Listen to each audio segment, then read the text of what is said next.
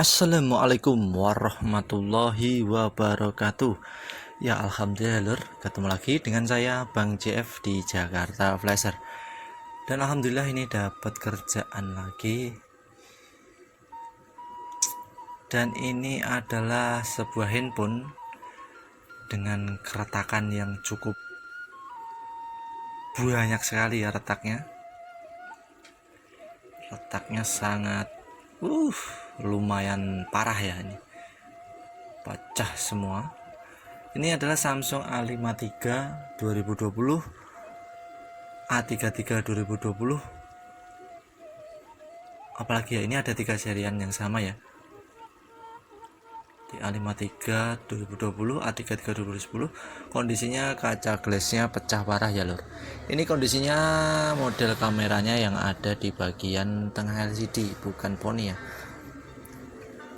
Jadi langsung saja ya lor, kita bongkar dulu handphonenya biar prosesnya lebih gampang.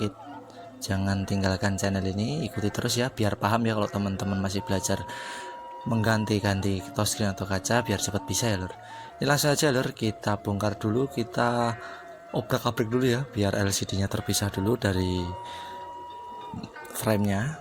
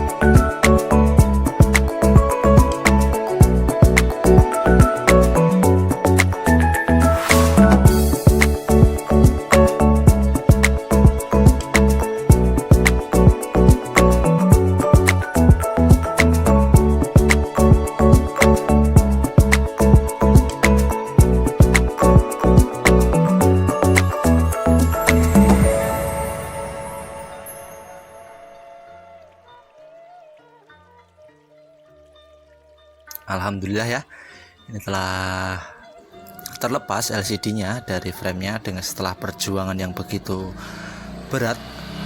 Jadi untuk melepasnya hati-hati ya lur, panaskan dulu vibrator.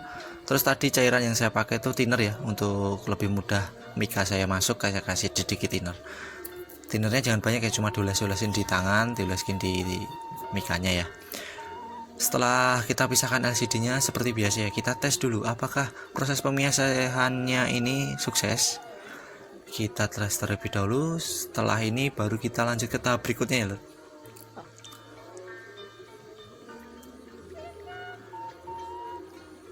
Nah, dan alhamdulillah lancar ya ini ya, masih menyala Oppo ya, dan tidak terjadi sesuatu yang tidak diinginkan. Dan alhamdulillah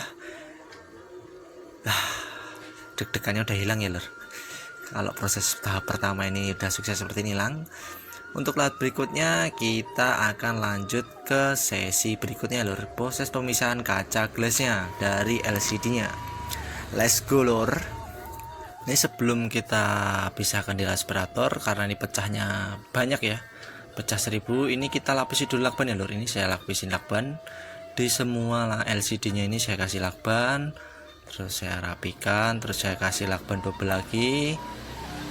Jadi untuk menghindari hal yang tidak diinginkan, biar kacanya tidak remuk kemana-mana, usahakan pakai lakban seperti ini ya lur. Lakban bening bisa, lakban yang warna coklat juga bisa, yang penting lakban ya lur. Dan setelah kita lapisin lakban, baru kita mulai lur. Karena ini pecah di bagian atas banyak dan di bagian bawah pun juga banyak, terserah ya mau milih di bagian atas dulu untuk proses pemisahannya, bisa dari bagian bawah dulu pun juga bisa ya lur. Terserah enaknya dari mana, yang penting hati-hati. Jangan panik nggak? Panik lah.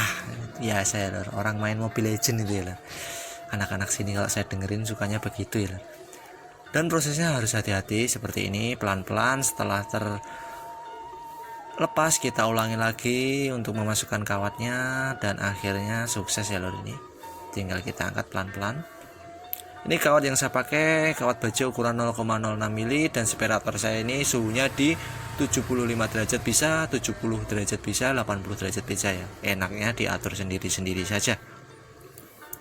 Lanjut ya, kita setelah pisah-pisahkan kaca gelasnya remuk tadi, sekarang udah terpisah dengan LCD-nya. Ini tinggal proses berikutnya kita bersihkan ya lor. Ini LCD-nya kita bersihkan seperti ini. Karena untuk tipe yang kacanya kameranya di bagian tengah LCD seperti ini agak susah, lemnya lebih tebal ya. Oppo A52, A92, pokoknya yang tengah-tengah Huawei Nova 5T selalu susah ya lor lemnya. Ingat ya, pokoknya kameranya di tengah itu mesti lemnya lebih susah daripada yang model-model poni. Jadi harus hati-hati untuk proses pengambilan lemnya. Kita panaskan dulu, ini saya panaskan aspirator, dan ini saya percepat ya, ini tinggal sedikit, tinggal kita putar-putar lagi menggunakan pincet.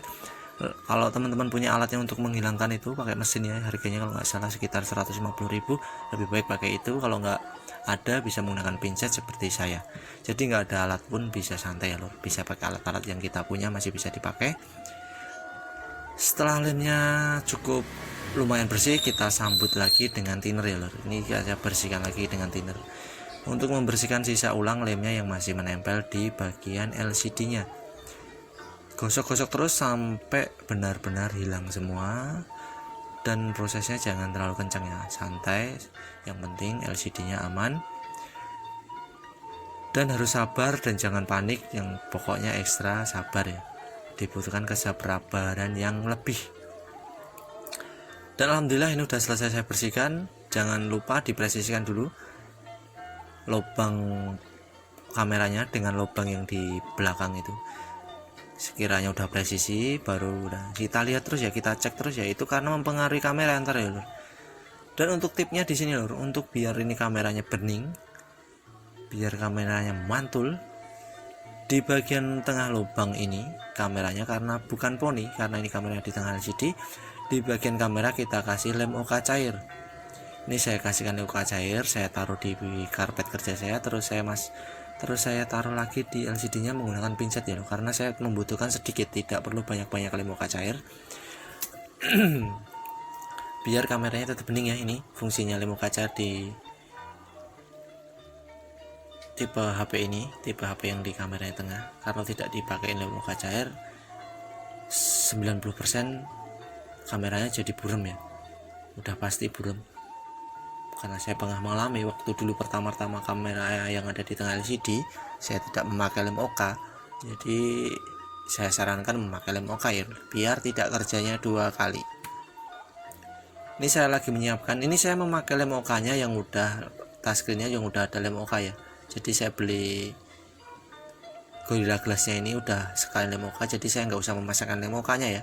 Jadi teman-teman bisa beli outer Gorilla Glass-nya ini, bisa beli outer glass-nya duluan sama lem OK nya terpisah bisa. Kalau enggak beli langsung satu sama set satu lama lem OK nya seperti yang saya pakai ini bisa ya, terserah enaknya, sama aja.